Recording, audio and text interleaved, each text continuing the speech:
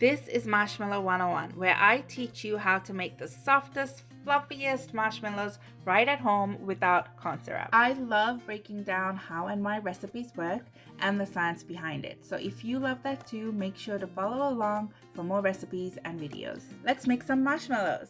So here's the list of ingredients you will need. For the detailed recipe, just check the link in the description. The first step is to bloom the gelatin. What this means is that the gelatin is soaked in room temp water to absorb that water and swell up. This ensures that the gelatin will melt evenly and smoothly without leaving any lumps. While the gelatin blooms, prepare the marshmallow setting pan by spreading a thin layer of butter or shortening inside. You can also choose to line it with non-stick parchment paper too, but I prefer greasing the pan instead. Okay, now it's time to make the sugar syrup. You only need sugar and water for this, but corn syrup is usually added to prevent the syrup from recrystallizing and seizing. But in this recipe, we add a little vinegar instead, which can also lower the risk of crystallization. Also make sure to swirl the pot instead of stirring to evenly melt the sugar and cook the syrup. Make sure to brush the sides of the pan with a pastry brush that's dipped in water to wash away any sugar that's stuck on the side of the pan. Or my preferred method is to just let the syrup simmer with the lid on for a couple of minutes, because then the condensation will wash down the sugar on the sides back into the sugar syrup. Keep cooking the sugar syrup until it reaches between 240 and 245 Fahrenheit. At this temperature, the sugar syrup is at the firm ball stage.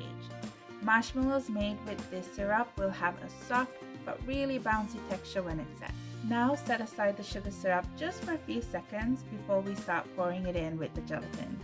Okay, so let's get ready to make some marshmallows now. First, start whisking the bloom gelatin just to break it up a little, and then while it's on medium speed, carefully pour in that really hot syrup into the bowl. That bloom gelatin in the bowl will also melt as you add all of that hot syrup. Now you can increase the mixture speed to about 9 or 10 and whisk it for about 5 to 7 minutes, and the mixture will become light and fluffy and increase about 3 times the initial volume.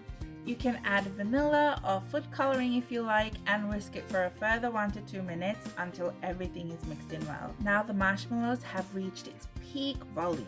To make it easier to spread the marshmallow mix, stop whisking it while the bowl is still a little warm to the touch. If the mixture is a little stiff or too sticky, it just means that it's cooling down fast and you need to shape it before it sets. While it's still a little warm, you can use a spatula to scrape down the sides and fold the mixture to ensure everything is mixed in. Okay, so the next step is to spread and set the marshmallows. Scrape the marshmallow mixture into the prepared pan. I used a 9x9 inch pan, but you can also use a quarter sheet pan for smaller, shorter marshmallows. Use an offset spatula to spread the mixture evenly in the pan. If you need to, greasing your spatulas will prevent the marshmallow mixture from sticking to the utensils too much. But don't use too much grease because it can also deflate the marshmallow mixture as well. Once the mixture is spread evenly, dust the surface generously with the dusting powder. That layer of starch will prevent the marshmallows from forming the skin as it sets. And now we let the marshmallows set for 4 to 6 hours at room temperature. After about 6 hours, the marshmallows have set, and now we're ready to cut them. Remove the marshmallows from the pan, and if you use parchment paper, carefully peel it off and dust the marshmallow block with more dusting powder. Cutting marshmallows is literally sticky business.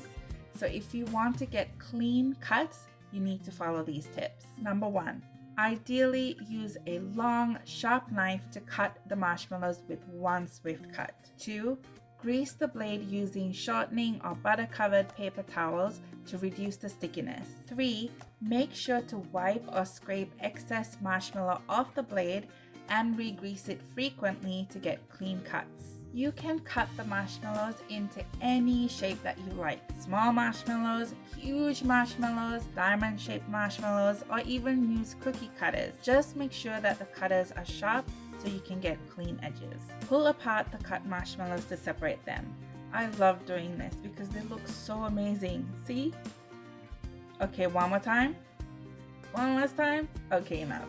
Then toss the cut marshmallows in the cornstarch dusting powder. This will keep the marshmallows from sticking together and keep them nice and separate. Congratulations! Now you have made your own homemade marshmallows. Now you can reward yourself with a squishy soft marshmallow, or maybe 10. You could even make s'mores with these marshmallows, but because there are no fillers, these marshmallows do melt differently from store-bought marshmallows. They make a more gooey and melty s'mores. You can find all the information about how to make perfect marshmallows on the Flavor Bender, where I like to show you how to master the science of delicious.